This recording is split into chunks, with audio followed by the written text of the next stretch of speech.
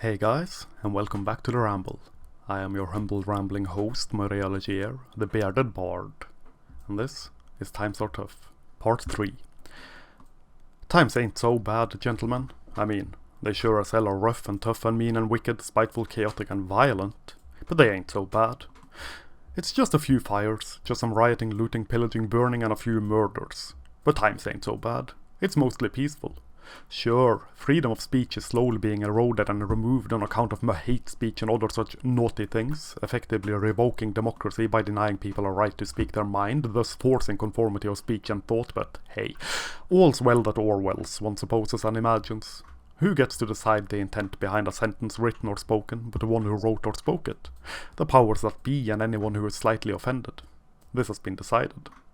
These are the truth holders, the only ones capable of deciding the intent behind a sentence, not the sentence wielder, but the sentencer. The UK is considering making horrid misogyny illegal, effectively making women their own special protected class of citizen. Even more so than usual. The same, one observes, does not apply to misandry. Of course, one is forced to admit that the hearing included a question that sounded something like this, even when I admit to paraphrasing. Should we include hatred of men in this silly little hate speech law of ours, or is hating women the only thing that we can consider bad? That the question even needed to be asked is a bit worrisome, but at least men are mentioned in something to do with gender, mentioned, and I predict ignored, neglected and forgotten as per usual. As it stands, hating men for being men is still quite alright. It's basically your duty as a citizen by this point in time to hate and fear men, in particular white men, for we killed the heavens and raped Mother Gaia with our fantastic wits and our two-toned whistling. All of us, by virtue of sex and skin and next of kin. So come now, sisters and brothers of the Shivolution, do your duty for the motherland and write me up some hate-filled screed about how it is quite alright to hate men and that it is not about hating men, why don't you? And allow me to inform you that despite movement being restricted and free association being removed or severely limited on account of the comic cough and other such pesky problems, let me assure you that times ain't so bad, and that we are still free to exist and to live our lives as we see fit. As long as we bend the knee and don't say or think anything out of line, that is. Especially not online. Online is the worst place to step out of line. Online, one must always stay on the line when encountering anyone who is not male. The internet is a den of rapists, murderers and other woman-hating evils, and you have to point it all out. You get extra brownie points applicable to the social credit system if you inform your nearest and dearest big sister certified neighborhood watch. Become an informant. Save the motherland. Get ready for your daily 20 minutes of hate. Times ain't so bad, you see. We've got it all under control. No one is asking that you stand for this. All that is asked of you is that you kneel for this, kowtow and accept, and all will be well. So spake the glorious furies of the great big red fury. You know what the worst part of this pre-ramble is? It's not hyperbolic enough. Which worries me to no end. It seems modern government brought down the ban hammer hard, seeking to remove undesirables from the public forum. Dissent is not allowed. Order must be maintained. Stability kept. Even when stability at the moment is chaos in the guise of order. The status quo must be upheld. This misguided altruism of ours that demands that no one shall hear or read anything that may be offensive to their delicate ears and emotionally underdeveloped minds. No one, that is, except those who are not protected. And suddenly, I have the strange sensation of déjà vu, as though I have written and rambled this exact thing before. How very strange. Things never change. Only the circumstances of the thing. Now everyone is free to speak their mind. We do have freedom of speech, you know, but those who don't deserve to be free to speak their mind shall not have freedom of speech. You can tell who those dastardly undesirables are by looking to who we decided are the wholesale merchants of hate speech in this time and in this space and in this place. Of course, one would be wise to also look to those whom deserve protection from that nebulous hate speech. The undesirable elements are usually those who are not afforded special protection under the law. A law that is apparently made so that everyone is to be equal under the law. Equality, it is decided, does not mean treating people equally. So said the ones proposing unequal equality as a virtue. And this ain't even joking. And this of course begs the question. Why should anyone be afforded special protection under the law if the law is supposed to treat everyone equally? Well, buddy, treating people equally means that some must be treated preferentially to others. It's pure caterwauling ramshackle logic, see. For some to be treated equally, others must be treated unequally. This makes perfect sense when one cries and snivels in a corner because someone else got first dibs on one's favourite toy. Oh, my poor child. Of course I shall reclaim the toy from him. You deserve it more. In other words, all animals are equal, but some animals are more equal than others. God fucking damn, but I had to invoke Orwell again. I swear, I never intend to. It just happens all the bloody time. The man was a blooming prophet and a ruddy visionary. It's not my fault. Though, admittedly, anything read during early teenage years, such as I read Orwell, Thompson and similar voices, tend to stick in the memory and shape one's perception of the world more than anything else. I also read a lot of Kafka, Poe, Dostoevsky and old poetry. Make of that what you will. And that leap towards independence during those early teen years of development, it's sure as hell a powerful leap. It seems few, if any, take that leap anymore. Even though I certainly admit to a not so well curtailed cynicism as well as more than a few dark and brooding thoughts about where our societies are going at the moment. Things might not end as bad as I, in my darkest moments, fear that they will. The pendulum may yet swing back and offer up a crumb of hope. Though I fear I will be long gone dead before that happens. I don't particularly want to play the dirty game of hate speech laws, but if that is how the rules are to be, I propose that we play by these rules. Should one still wish to play this silly social game, and flood the bloody system with complaints about what could be construed as hate speech, targeting men in particular. There's quite a lot to pick from. It seems that hate speech is taken very seriously when hate speech affects women and other so-called minorities who, apparently, are incapable of handling anything that us tough and thick-skinned guys are capable of handling. As it stands at the moment, any criticism of any feminist woman is labelled as misogynist in nature, and as such falls under the strange and peculiar umbrella of hate speech. Non-feminist women are, as they always are, free game for any hate speech, but this goes without saying. The same lackluster logic also applies to any minority, as long as they toe the party line. And so, if this frail and fragile few start being punished by law for their speech, one assumes we would see changes. It happened with Facebook some years back, when the feminist hordes were offended that their hatred of men was censored after the feminist brigades had pestered Facebook enough that they made hate speech targeting gender verboten. Proving, of course, and once again, that gender does not mean gender, it means women. Making gender a protected class means nothing but making women a protected class. Though what is more likely to happen is that we would just see more protection towards the protected class. Still, if the rules are as the rules are, the best one can do is to play by those rules. The weapon, rules and tactics of the quote-unquote enemy can effectively be used against the quote-unquote enemy. Now, I'm not particularly comfortable with this. I would much prefer that those who I am in disagreement with should be able to say whatever the hell they want to say, since I expect that I should be allowed to say whatever the hell I want. This would be treating people equally, you dig? No matter how hateful and horrible, the venomous harpies and other troglodytes should be allowed the right to speak their mind. If these are the rules as they are supposed to be, however, then that is how the game is to be played. Considering the one-sidedness of the law, we are steadily moving towards a society in which one side can say what they wish, and the other side cannot respond. The other side then just have to stand there and take the hits, kicks and shit-flinging. And this is not equal treatment.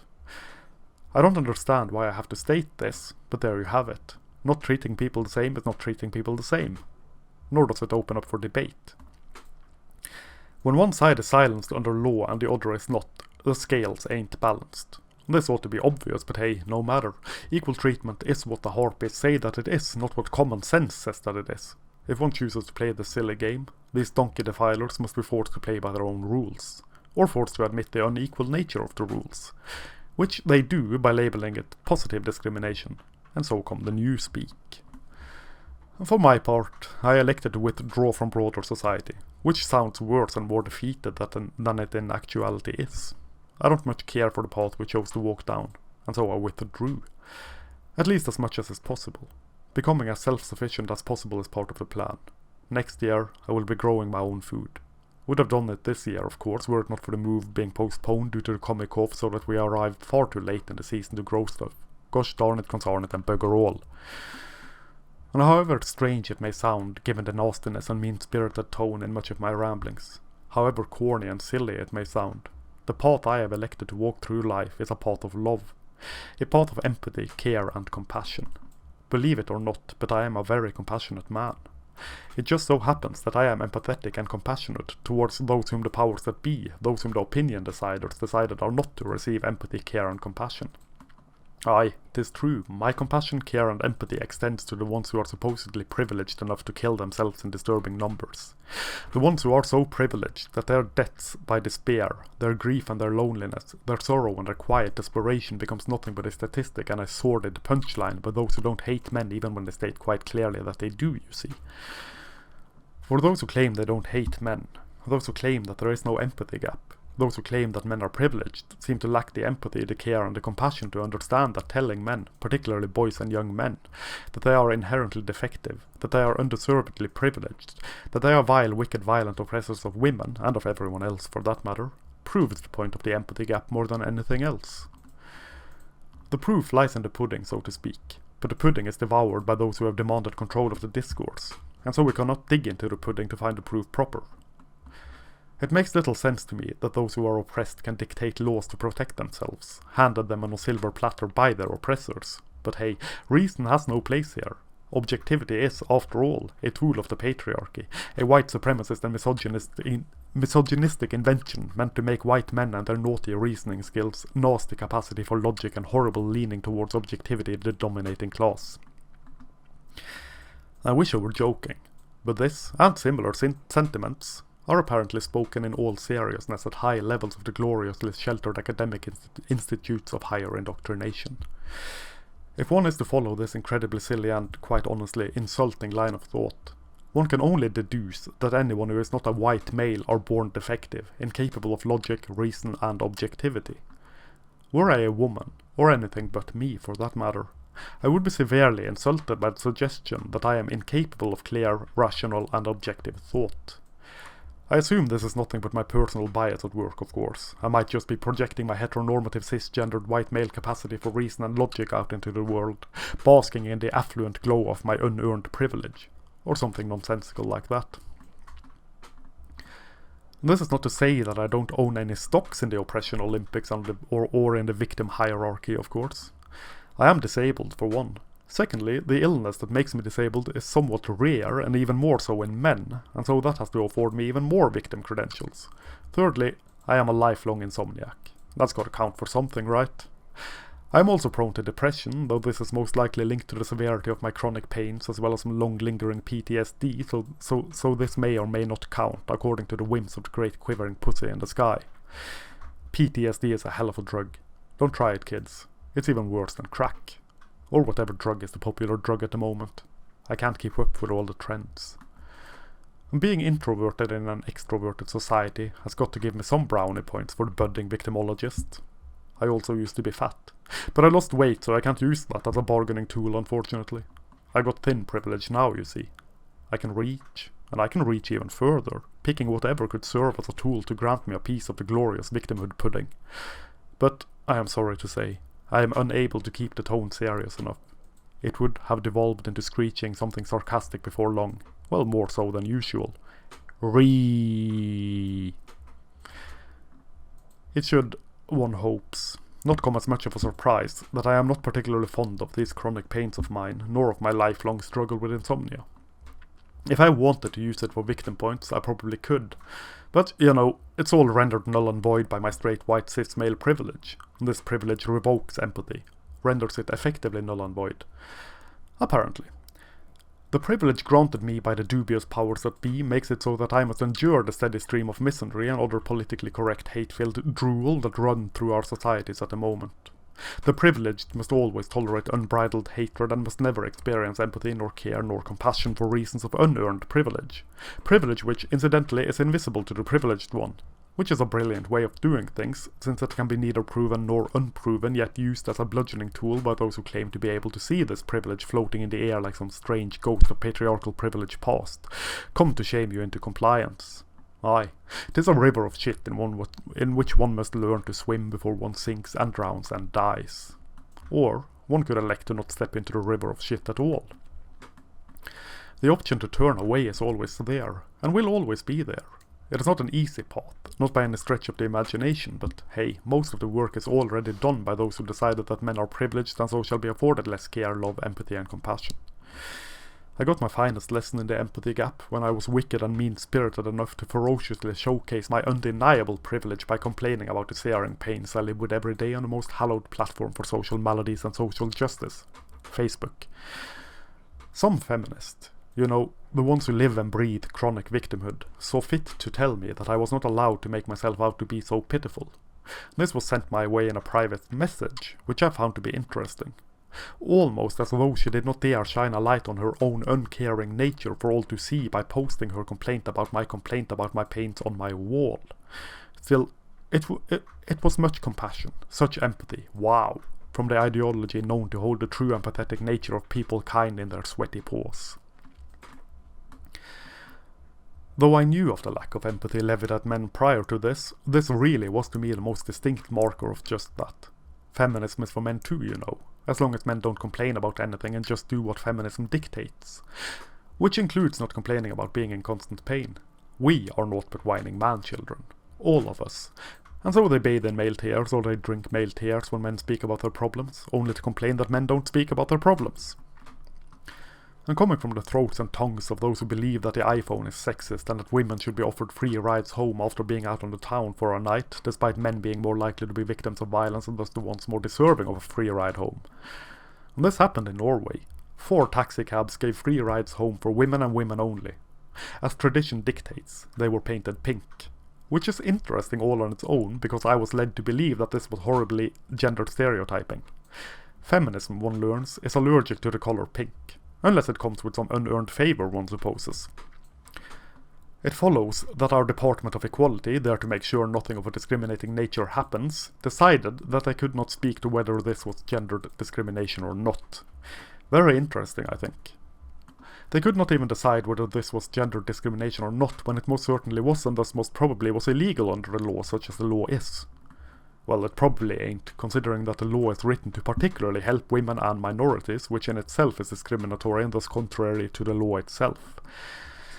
And so it begs the question, if they cannot speak to whether or not something clearly discriminatory is discriminatory, what the hell are they there for then? To protect women and minorities. Women, after all, feel more unsafe than men, despite objectively being more safe than men. And that is what the laws state. There to protect women and minorities. And to hell with men. Except men with minority status, which I, interestingly enough, am due to this rare illness of mine. But no matter. As opposed to women and the protected minorities, men are capable enough to care for themselves. This is the line of thought straight from the mouth and saggy tits of modern government. Women can't cope with life on their own. Men can.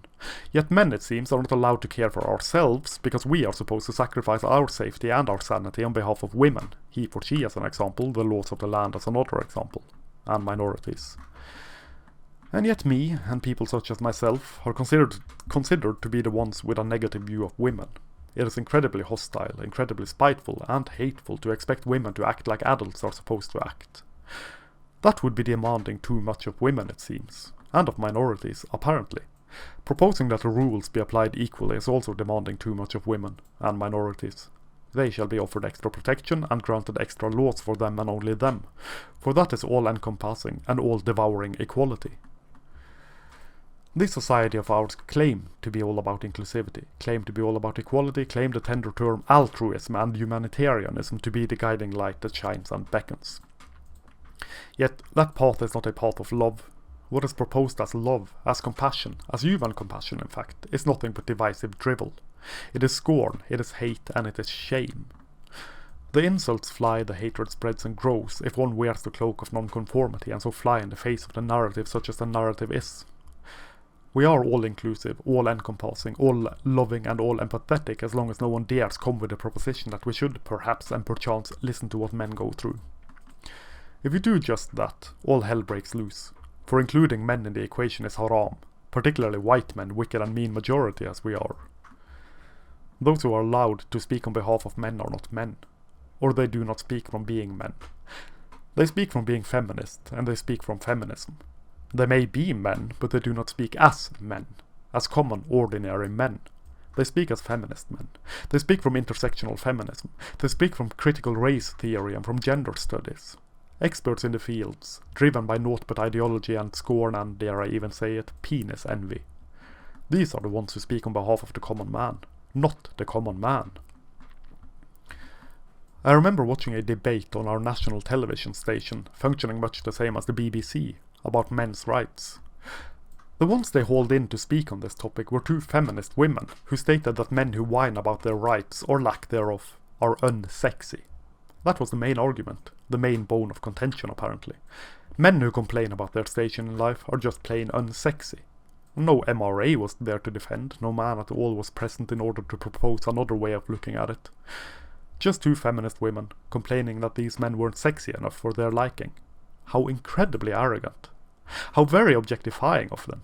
Not surprising though, this was the same channel that funded and produced a show wherein a feminist woman went to a high school in order to turn all the students at that school into feminists. One realizes that no counterpoint was made to feminism. Pure propaganda for one ideology, and that is all. Funded by the money of the common man, as we all are forced to pay for this trite trash. Now, isn't that interesting in light of how oppressed women supposedly are? So oppressed that all and sundry must pay for a program that is nothing more nor less than propaganda for a movement only for women. Anyhow, that is the measure of a man's worth, gentlemen, whether or not women find him attractive, whether or not women find him sexy or not. And men swallow this shit, and men bow down to this, because men, such as we are, measure our worth by much the same. We measure it by whether or not we are good at what we do, whether or not what we can do will attract a partner, whether or not we are useful, whether or not we have utility, as do all of society. Our rights, or lack thereof, do not matter as long as women find us sexy and attractive for not whining. There is a reason incel became a slur, unfortunately used as an insult even within the so-called manosphere. A man who is not attractive to women has no worth. This too is absolute nonsensical bullshit, of course, but that is the way it is viewed. Men would do well in unlearning this learned behavior, this way of viewing the world. But the drive to procreate appears to be stronger than anything else. Not a need for sex, but a need to procreate, which of course translates into a need for getting laid in our societies, as we circumvented that whole pesky pregnancy thing with birth control and prophylactics. Yet it remains, a biological primal drive that makes reptiles and primates of us all. If we are not attractive to women, be that through looks or through work or whatever, we are losers. We are incels. This, when internalized, as it surely is, cannot be anything but damaging to a man's self-worth. If women are shamed for being sluts, men are shamed for being virgins. Slut-shaming tend to mainly come from other women. Virgin-shaming of men tend to come from women as well, at least based on my personal observations. A man who cannot get laid, well, there must be something wrong with him. As fantastic as it is to be in a committed and functional relationship, and by functional I mean just that, and by fantastic I mean just that, it is not a necessity for happiness and for being content. This, I believe, is the lesson that needs to be learned first and foremost, if the incels are to come out of the very dark places they are in. A functional relationship is a relationship in which both parties pull their load, built on mutual respect and cooperation, love that is nurtured and maintained. Not romantic love, that sweet and short period of utter psychosis at the beginning of a relationship, nor merely lust. Nope. Love that is nurtured, that is grown, and that is kept by both doing for the other. A partnership is a two-way street, all in equal measure. As fantastic as this is, it is not a necessity to live a good life. A man's self-worth should not be tied into whether or not he has a partner, whether or not he has gotten his willy wetted by a willing willy wetter. Nor should his worth to society be measured by his attractiveness to women and his willingness to sacrifice, and not whining about his problems is to sacrifice, for women and for society overall. The way our societies neglect the issues of men is in itself a sacrifice from men. It is the disposable nature of men showcased and burning with the might and power of aeons of evolution. It seems that the path of non-conformity for men is for men to find worth in themselves first and foremost. That this can be considered as non-conformity sounds terrible, and that's because it is. Non-conformity beckons, gentlemen. Embrace it with your all. Men define ourselves, and are defined by what we do, how we earn, how much we earn, things like that. We are defined by our utility first and foremost. The path of love, of compassion and of empathy begins first and foremost with loving ourselves, having compassion for ourselves and having empathy for ourselves. In short, To find worth in being, not only in doing. Not to lay our happiness or our value in whether or not we have a partner, in whether or not we are attractive towards women, but in whether or not we can care for ourselves, love, honor, respect, and nurture ourselves. And that was this part done. More to come next week, if you can bear my cruel and unusual rambling for another go-around. This thing spiraled out of control and got way bigger than I originally intended. God bless the flow. Thank you very much for listening. Should you wish to support the channel and the blog in any way, shape or form, please check out the links down below. Remember to like, share and subscribe and all that jazz, and I'll catch you next time. This is Maria Legier, signing off.